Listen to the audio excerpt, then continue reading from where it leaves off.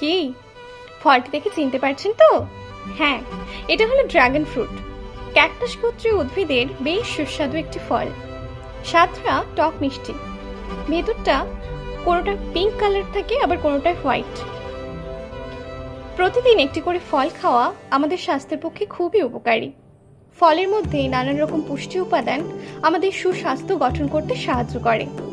জানেন কি, বিশেষজ্ঞদের মতে ড্রাগন ফ্রুটকে পুষ্টির ভান্ডার বলা হয়ে থাকে। এতে রয়েছে প্রচুর পরিমাণে প্রোটিন, ফাইবার, আয়রন আর ম্যাগনেসিয়াম, যা রক্তে আয়রনের ঘাটতি কমায়।